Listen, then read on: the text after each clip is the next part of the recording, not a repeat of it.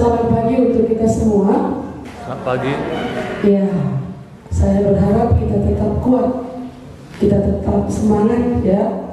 Kalau dibilang kelemahan tubuh, pasti ada lemah. Banyak kelemahan.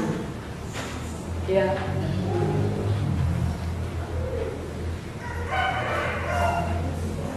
Tapi kita bersyukur kepada Tuhan. Letak pengharapan kita bukan pada kesehatan, ya, tapi kepada Tuhan. Tuhan adalah kekuatanku dan gunung batuku. Ya, jadi dialah tempat kita berteduh, tempat kita berlindung, tempat kita bersandar. Kepada dialah kita berharap. Kalau enggak, ya kita sulit untuk melewati hidup ini. Baik, pagi ini kita akan belajar dari 1 Tesalonika pasal yang ketiga ayat 1 sampai 13. Mari kita melihat Alkitab kita. Untuk tinggal seorang diri di Athena. Ini surat Paulus. Paulus adalah pemberita Injil. Dia adalah seorang rasul yang dipanggil oleh Allah, yang dipilih oleh Allah, yang ditetapkan oleh Allah menjadi rasul Yesus Kristus. Jadi dia memberitakan Injil di kota-kota tertentu, termasuk di sana Tesalonika dan juga di Athena.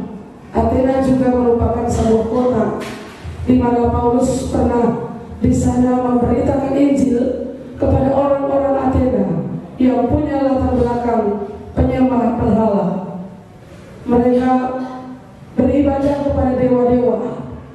Iya. Jadi Paulus katakan, seperti minggu-minggu yang lalu kita belajar di dalam kitab Tesalonika, bahwa jemaat Tesalonika adalah jemaat yang sangat muda dibandingkan dengan jemaat yang lain.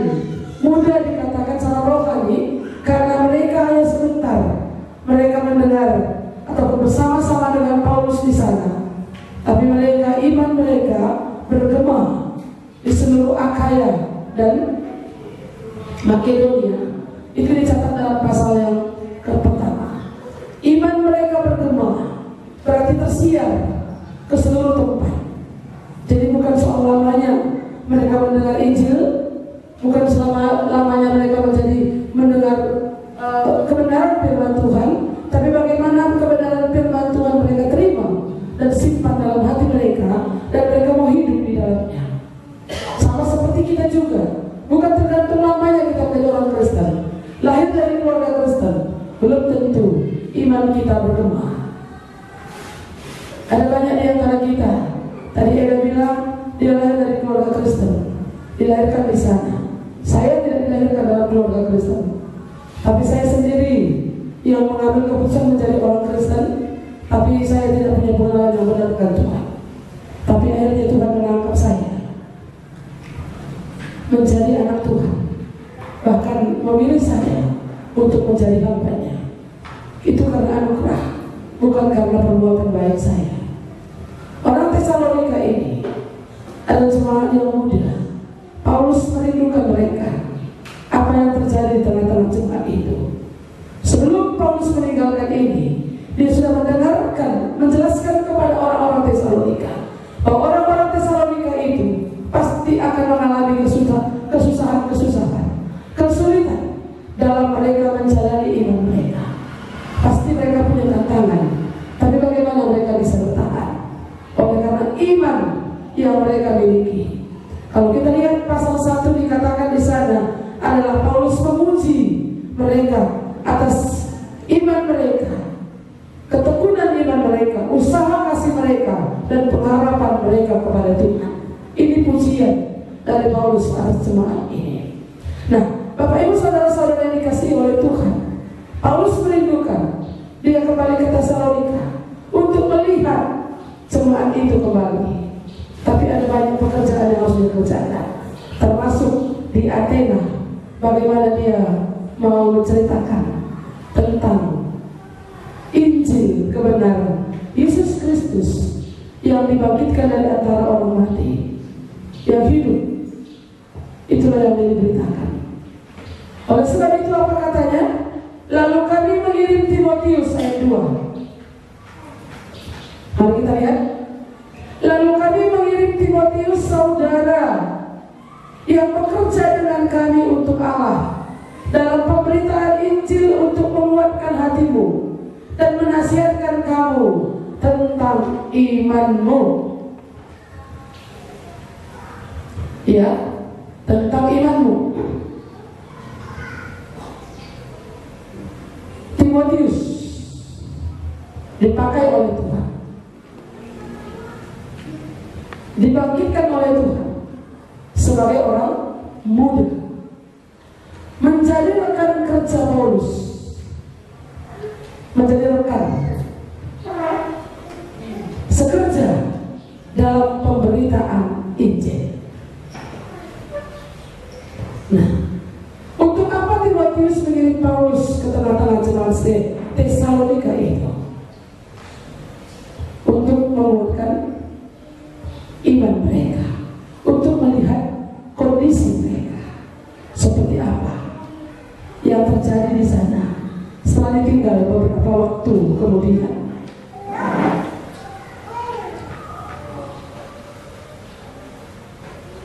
Untuk menguatkan hatimu dan menasihatkan kamu tentang imanmu.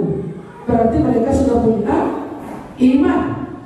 Kalau iman tidak ada, tidak mungkin dikuatkan. Kalau sudah lahir iman, baru bisa dikuatkan. Kalau enggak akan mungkin dikuatkan. Tentu iman harus lahir terlebih dahulu. Iman lahir dari pendengaran akan firman Kristus. Ketika kita mendengar firman Allah, itu masuk ke dalam hati kita, kita terima. Anugerah Allah bekerja, Roh Kudus bekerja, menginsafkan kita akan dosa, membuat kita mengerti firman Tuhan, dan membuat kita sadar bahwa kita butuh firman Allah, butuh Tuhan. Saya mengundang Dia tinggal dalam hati saya.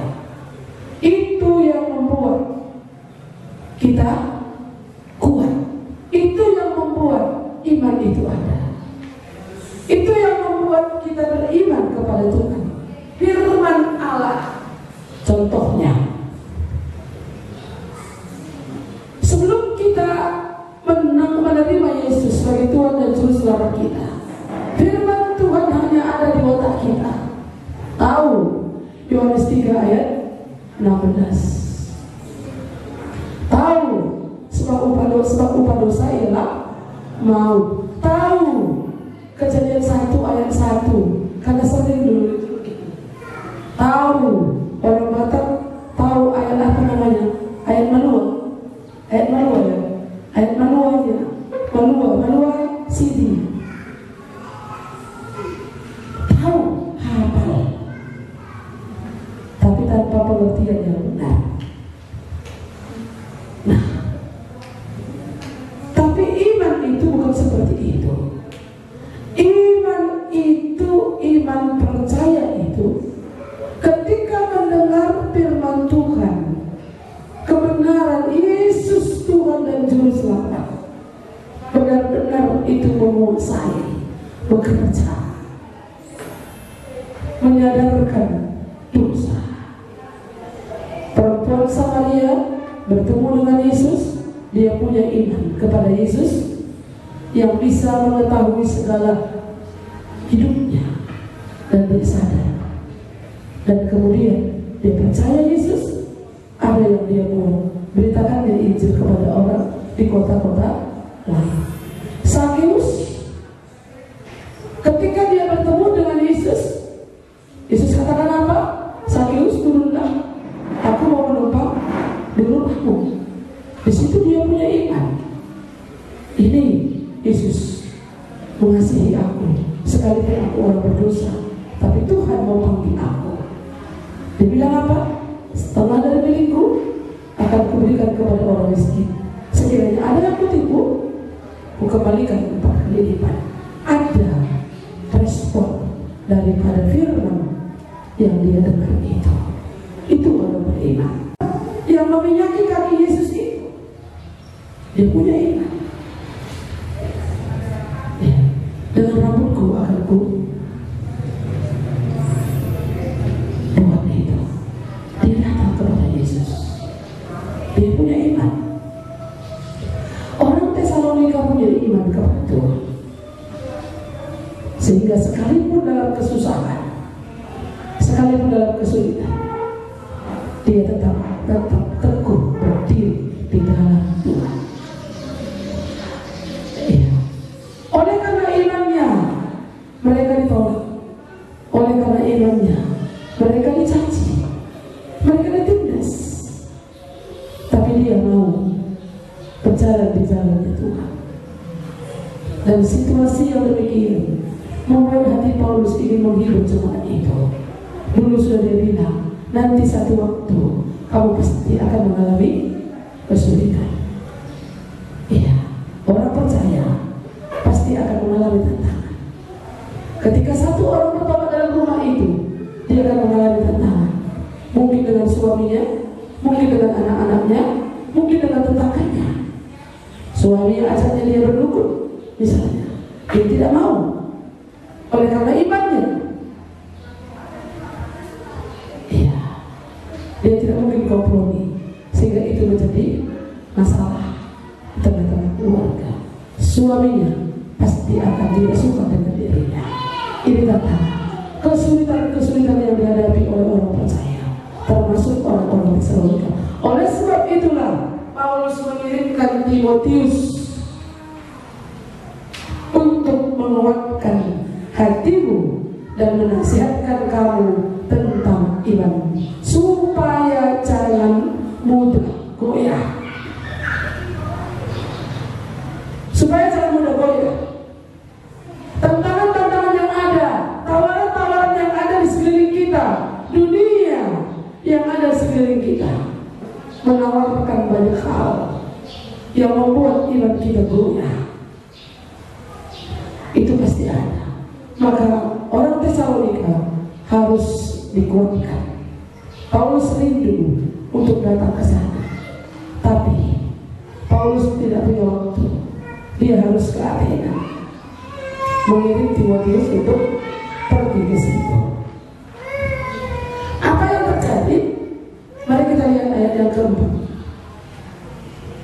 Sebab juga waktu kami bersama-sama dengan kamu, telah kami katakan kepada kamu bahwa kita akan mengalami kesusahan, dan hal itu seperti kamu tahu telah terjadi.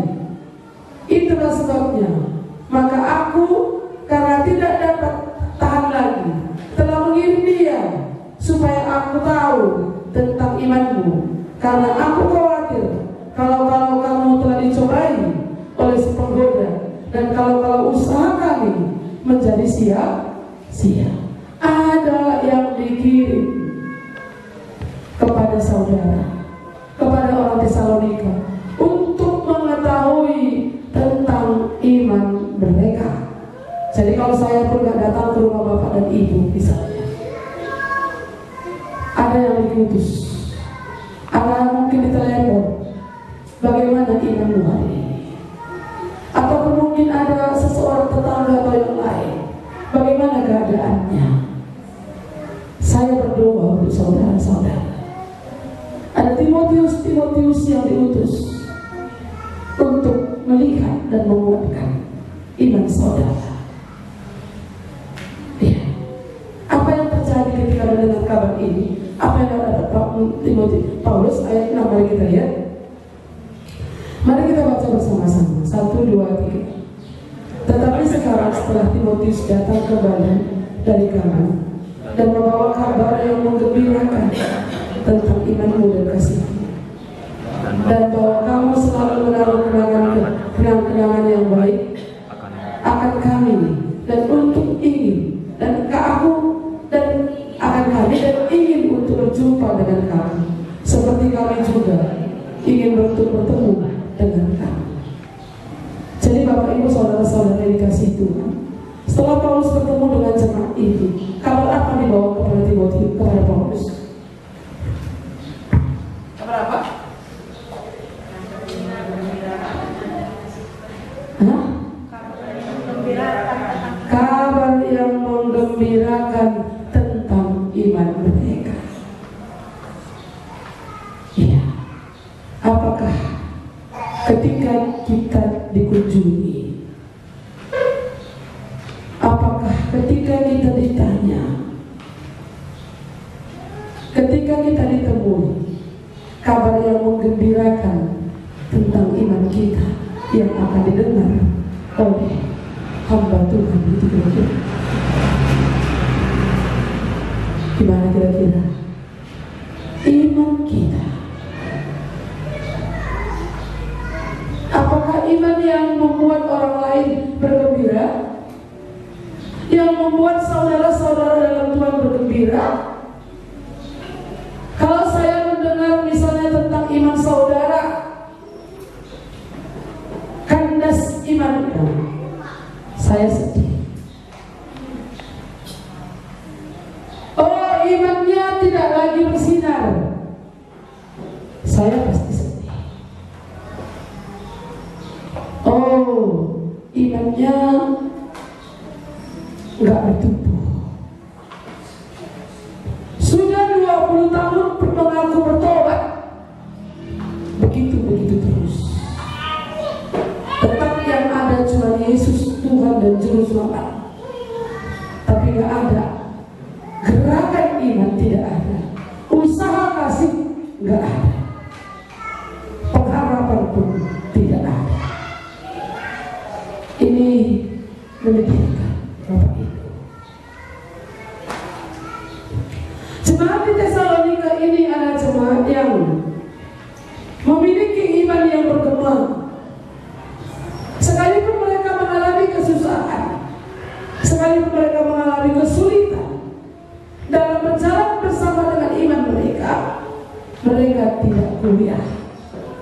Waktu Timotius datang, dia membawa kabar kepada Paulus, iman, berita yang menggembirakan. Ini yang perlu. Ketika orang lain mendengar kita, mendengar iman kita, supaya orang itu bergembira mendengar iman kita. Saya sebagai hamba Tuhan rindu bergembira mendengar iman saudara lewat kesaksian hidup saudara. Seperti minggu yang lalu, kalau saudara juga sebagai orang tua rindu mendengar kabar baik dari orang-orang yang saudara kasihi, atau rindu mendapatkan hasil dari pekerjaan saudara sendiri, pasti senang. Demikian juga seorang hamba Tuhan senang ketika mendengar iman jemaat itu bertumbuh dan sangat, apa tadi dikatakan, bergembira. Iya. Bagaimana rupanya iman ini tetap bertumbuh sekalipun tetap berdiri, tetap teguh sekalipun mengalami kesulitan?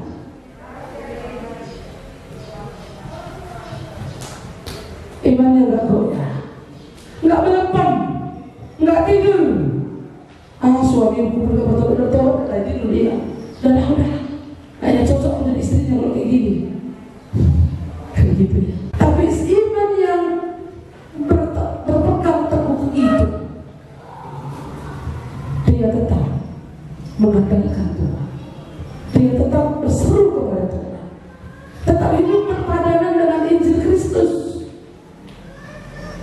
Sekalipun ada masalah di tengah-tengah keluarga, tetangga dan sebagainya, sekalipun mungkin diejek orang, dihina orang, tapi tetap berpegang kepada kebenaran. Sebagai hamba Tuhan, kami sangat merindukan itu. Kalau ada jemaat yang lain misalnya, yang mungkin selama ini sudah lama tidak bertemu, tapi mendengar itu kita sangat bergembira. Saya senang ya, kemarin kami membuat Natal kelompok, Natal keluarga di Pondok Batu. Iya, ada seorang yang menyaksikan imannya bahwa dia bersyukur dengan COVID-19 ini bukan karena apa dia harus keluar dari pekerjaannya karena pengurangan tenaga kerja dalam perusahaannya yang membuat dia harus pulang kampung. Tapi bersyukur kalau boleh mendengar Injil. Dan hari ini aku sudah bergembira oleh karena Tuhan, karena Yesus Tuhan sudah kuterima dalam hidupku. Kan senang kita kalau begitu ya. Bersyukur. Iya. Aku bersyukur kalau firman Tuhan berbicara, cari dahulu kerajaan Allah dan kebenarannya, maka semuanya itu ditambahkan kepadamu. Janganlah khawatir apa yang kau makan dan apa yang kau pakai. Itu kata Tuhan. Berarti aku gak perlu khawatir, sekalipun aku di PHK gitu kira-kira. Tapi apa yang bisa aku kerjakan hari ini di kampung, aku akan di kampung. Bapak Ibu saudara-saudara yang dikasihi oleh Tuhan, adakah iman kita membuat orang lain bersukacita, bergembira? Saya sangat merindukan hal itu. COVID ini sangat membatasi kita, sangat membatasi hubungan, kunjungan, sangat membatasi pertemuan, sangat membatasi. Tetapi bukankah berarti tetapnya kita bisa bertumbuh bersama dengan Tuhan? Di dalam Tuhan saudara bisa berdiri, di dalam Tuhan saudara bisa bertumbuh. Kalau memiliki hubungan pribadi dengan Tuhan. Saya senang dengan lagu tadi pagi. Lagunya apa tadi kan? Tuhan Yesus, aku berjanji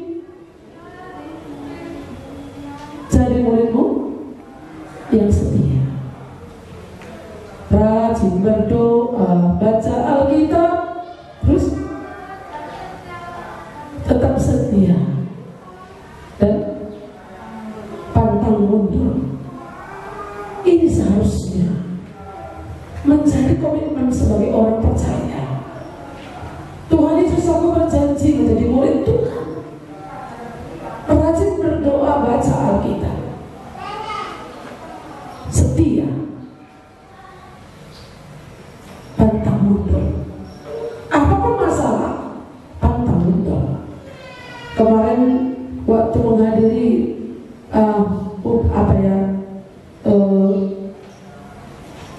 pemakaman, tapi belum sampai kami acara gereja, kami sudah pulang. Opung Laura tarikan tulang nababan. Jadi kami ketemu dengan satu kumpulan di sana, PBB. PBB itu pemuda Batak Bersatu. Jadi saya melihat bagaimana mereka, lagunya tahu apa sih lagunya? Maju tak gentar, di kematian mereka nyanyi itu. Dalam acara kematian mereka menyanyikan lagu Maju tak gentar. Maju tak gentar, membela yang benar, ya membela yang benar. Majulah serentak, begitu ya. Ini mereka menjadi komitmen mereka. Iya. Melawan musuh, mempertahankan yang benar. Mereka semangat. Bagaimana mereka menyatakan kepada mereka yang berduka, kami bersama maju bersama. Orang percaya harus punya kekuatan yang lebih, semangat yang Karena yang ditawarkan oleh Tuhan adalah hal yang kekal.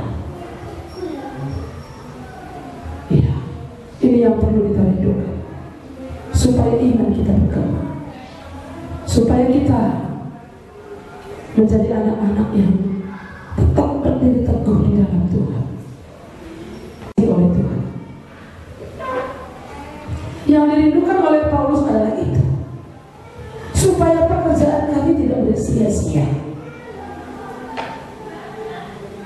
Coba kita lihat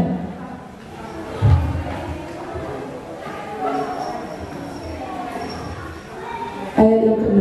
Tetapi sekarang setelah Timotius datang kembali dari kamu dan membawa kabar yang menggembirakan tentang imanmu dan kasih, dan bahwa kamu selalu menaruh kenang-kenangan yang baik akan kami dan ingin untuk berjumpa dengan kami, seperti kami juga ingin untuk berjumpa dengan kami. Ada kenangan yang baik dari mereka dan juga dari Paulus sebagai hamba Tuhan.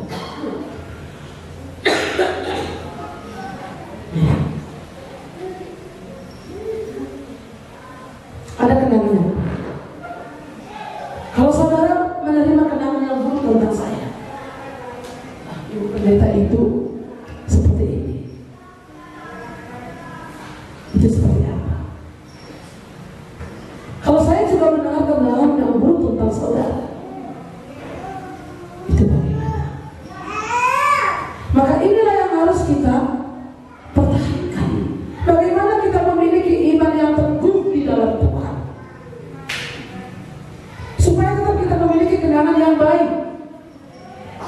Ketika kita mendengar tentang kabar,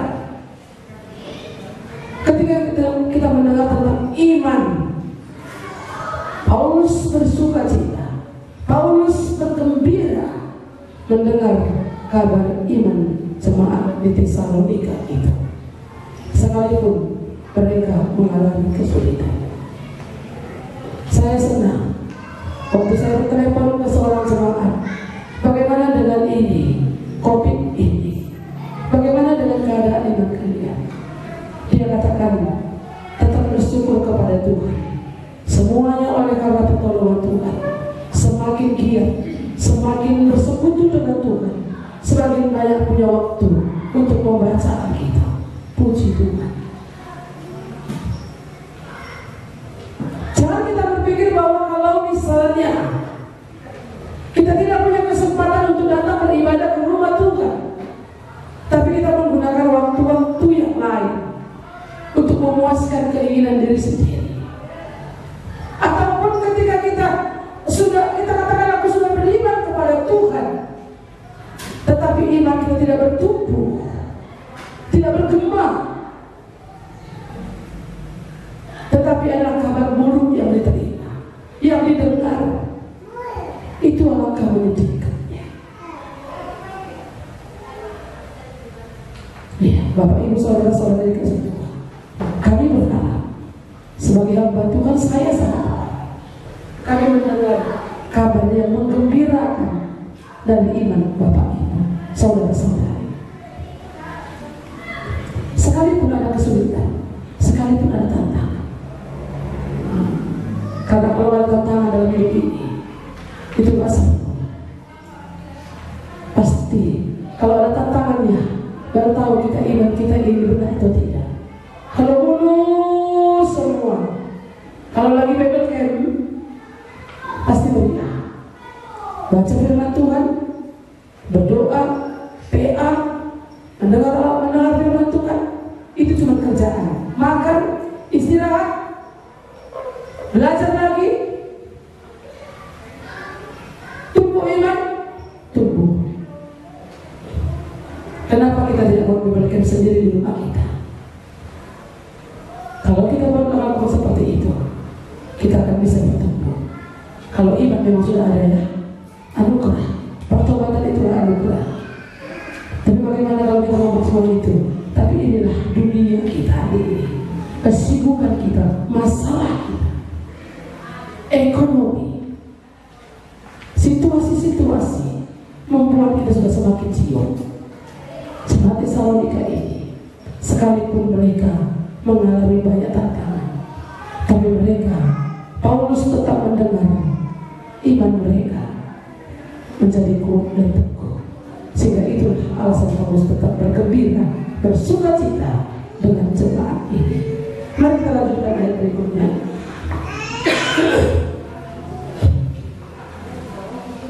Ayat 9 8 ya. Oh itu sudah lihat. Maka kami juga saudara-saudara dalam segala kesesakan dan kesukaran, kami terhibur oleh kamu dan oleh ini. Paulus sesak, ya. Kenapa? Karena dia juga mengalami tekanan yang berat. Tapi mendengar jemaat yang dia layani itu bertumbuh, itu jadi kekuatan bagi dirinya. Ayat 9. Setelah ucapan syukur, itulah sebab ucapan syukur apakah yang dapat kami persembahkan kepada Allah atas segala sukacita yang kami peroleh karena kamu di hadapan Allah kita. Siang malam kami berdoa sungguh-sungguh supaya kita bertemu muka dengan muka dan menambahkan apa yang masih kurang pada imanmu. Kiranya Dia, Allah dan Bapa kita Tuhan Yesus, Tuhan kita, membukakan kami jalan kepada, dan kiranya Tuhan menjadikan kamu bertambah-tambah dan berkelimpahan dalam kasih selamat terhadap yang lain dan terhadap semua yang sama. Semua orang sama seperti kamu, kami juga mengasihi kamu. Kiranya Dia menguatkan hatimu supaya tidak bercacat dan kudus di hadapan Allah dan Bapa kita pada waktu kedatangannya tentang Yesus Tuhan kita dengan semua orang kudus. Ini doa Paulus supaya jemaat itu tidak bercacat sampai pada kedatangan Tuhan Yesus. Pasti akan datang, ya. Tuhan Yesus pasti akan datang untuk kedua kali.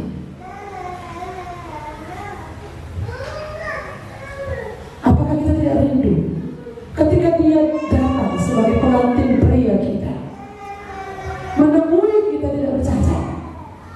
Kalau hari ini Tuhan datang bagaimana? Masih bercacat? Bagaimana kira-kira? Masih bercacat ke saudara ketika Dia datang hari ini nanti? Selesaikan itu. Maka tiap hari kita harus mengadakan pengampunan dosa. Tiap hari kita harus menyelesaikan bertobat itu tiap hari. Menerima Tuhan Yesus satu kali seumur hidup kita. Tapi bertobat itu berkesinambungan, berkelanjutan. Maka jangan biarkan celah iblis itu menguasai pikiran kita. Bapak Ibu saudara-saudara yang dikasihi Tuhan, kita harus menyadari sebagai jemaat Tuhan, Yesus pasti akan datang. Dan kedatanganku itu sama seperti seorang pencuri, itu dikatakan oleh Tuhan, kan begitu ya. Maka kapanpun Dia datang, kita harus siap-siap. Sebagaimana pengantin perempuan itu berdandan untuk suaminya, dia pasti tahu suaminya akan datang, mempelai laki-laki itu akan datang untuk menikah dengan dia, sehingga dia berdandan sedemikian rupa supaya dia kelihatannya cantik. Tuhan Yesus pasti akan datang untuk kedua kalinya. Maka sebagai orang yang sudah percaya itu, kita pasti akan bertemu dengan Dia. Apa yang harus kita lakukan? Bukan semata-mata untuk membahagiakan saya sebagai hamba Tuhan. Saudara harus bertumbuh. Saya ikut bersukacita, saya ikut bergembira kalau saudara bertumbuh imannya. Tapi bukankah itu saudara ketika bertemu dengan pengantin mempelai pria, saya dan saudara ketika bertemu dengan mempelai pria, itulah Tuhan Yesus, betapa Tuhan akan senang melihat kita ketika kita tidak bercacat. Tapi kalau kita bercacat bagaimana? Siapa? seperti orang yang diselamatkan dari dalam api. Bapak Ibu saudara-saudara yang dikasihi oleh Tuhan, semua orang di bumi ini tidak memiliki persoalan hidup. Bayi punya persoalan. Seperti saya katakan, anak dalam kandungan pun punya masalah. Apalagi kita yang hidup ini. Oh, kalau aku kaya mungkin aku tidak punya masalah. Tidak mungkin tidak punya masalah. Orang sudah bertobat pun punya masalah. Jangan berpikir bahwa nanti kalau aku percaya aku tidak punya masalah lagi. Semua punya masalah. Tapi bagaimana kita hidup dalam masalah itu? Bagaimana kita hidup di dalam semuanya itu? Kita diperhadapkan dengan dunia yang bukan semakin baik hari ini. Jangan berharap kalau dunia ini semakin baik. Keadaan dunia ini tidak akan semakin baik. Keadaan anak-anak kita tidak akan semakin baik. Pendidikan ini tidak akan semakin baik. Situasi tidak akan semakin baik. Tapi bagaimana kita menempatkan diri kita sebagai orang percaya? Ini sudah dikatakan kepada kita, sejaknya kamu akan diutus seperti domba ke tengah-tengah serigala.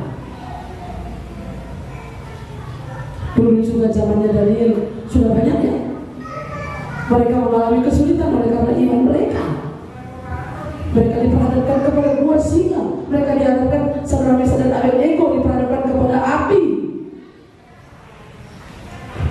Kalau mereka tidak menyembah patung yang dibuat oleh raja waktu itu, bagaimana dengan situasi kita hari ini? Kalau kamu tetap menyembah Tuhan Yesus, lebih kira-kira misalnya, kalau kamu tetap mempertahankan imanmu, kamu tidak akan mendapatkan ini dan itu. Bagaimana dengan diri kita? Situasi ini pasti akan diperhadapkan kepada kita. Apa kita bisa bertahan? Ini perjuangan iman kita. Dan bukan hanya kita hari ini, jauh sebelum kita pun banyak di antara mereka yang sudah mengalami kesulitan. Makanya iman kita bukan tertuju kepada apa yang kelihatan, tapi tertuju kepada apa yang tidak kelihatan, Tuhan Yesus. Maka Yesus, Paulus berdoa tadi apa katanya? Kiranya Dia Allah dan Bapa kita dan Yesus Tuhan kita membukakan kami jalan kepada-Mu, dan kiranya Tuhan menjadikan kamu bertambah-tambah dan berkelimpahan dalam kasih seorang terhadap yang lain dan terhadap semua orang, sama seperti kami juga mengasihi kamu. Kiranya Dia menguatkan hatimu supaya tidak bercacat dan kudus di hadapan Allah dan Bapa kita pada waktu kedatangan Yesus Tuhan kita dengan semua orang kudusnya. Kiranya Bapa dan Tuhan Yesus Kristus itu menguatkan iman kita. Dari mana kita bisa mengerti bahwa Dia yang menguatkan iman kita? Kalau kita memiliki persekutuan dengan Bapa, kalau kita memiliki persekutuan dengan Tuhan kita Yesus Kristus, kalau kita mendengar suaranya, Roh Kudus bekerja, itu yang membuat kita ini bisa kuat. Apa sekali-sekali, kan gitu ya? Dosa itu nggak apa-apa kalau sekali, sikit-sikit ya nggak masalah itu kata dunia. Tapi akhirnya terikat di sana, sulit bagi kita untuk keluar. Bapak Ibu Saudara yang dikasihi oleh Tuhan, jemaat yang dilayani oleh Paulus, mereka pun punya banyak tantangan. Maka nggak heran, kalaupun kita beriman kepada Tuhan, adakah tantangan iman kita? Pasti ada. Tapi hati-hati, supaya kita jangan terjerumus ke tantangan itu. Apa itu? Banyak hal. Tapi yang paling besar adalah uang. Firman Tuhan berkata, akar dari segala kejahatan adalah cinta akan uang. Maka jangan mengejar demi mengejar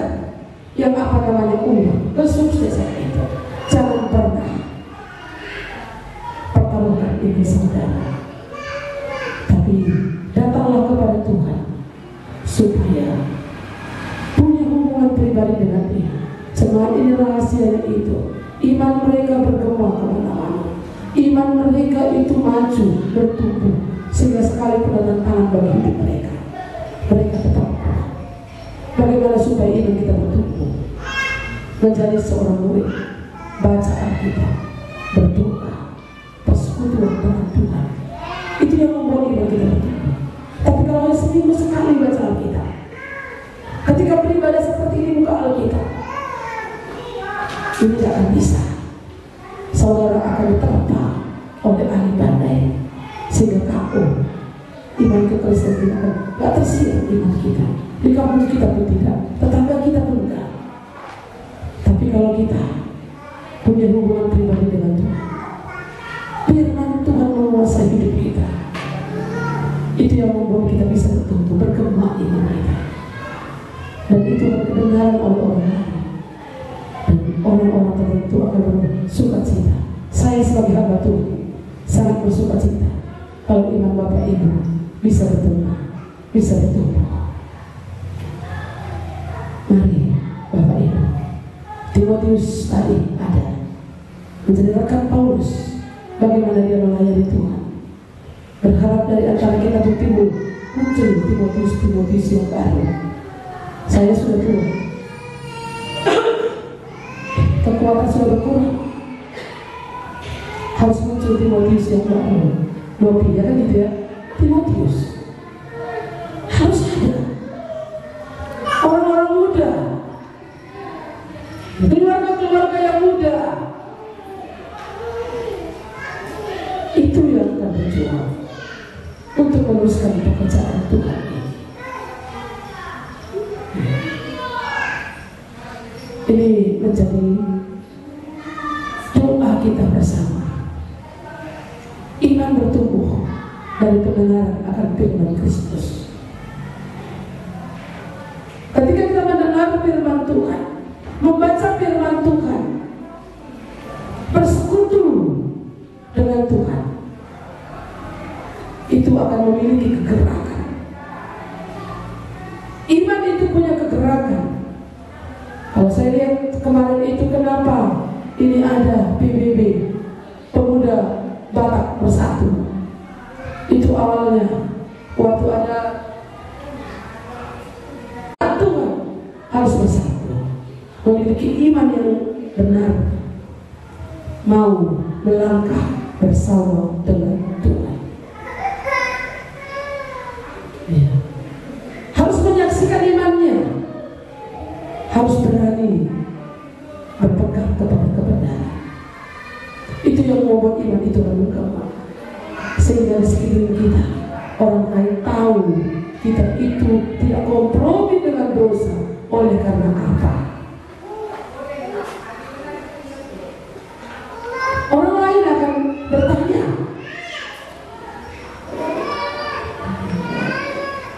kalau Bapak Ibu mempertahankan iman saudara, orang lain akan bertanya. Itulah kesempatan bagi kita untuk menceritakan bahwa aku oleh karena Tuhan imanku, dan iman itu mengembang, itu menjadi sukacita kita. Bapak Ibu sama-sama dikasih Tuhan, kita tetap berdoa supaya Bapa kita, Tuhan Yesus Kristus, akan tetap menolong kita, menjaga kita, memelihara kita, supaya iman kita tetap kudus dan tidak bercacat sampai kedatangannya. Kalau semua kita pribadi berpikir seperti itu, berkomitmen demikian, supaya aku tidak bercacat ketika Tuhanku datang, maka ini akan menjadi mantap. Perjuangan itu harus ada. Tengah-tengah jemaat Tuhan juga demikian, maka kita akan bisa maju bersama untuk melayani Tuhan. Mari kita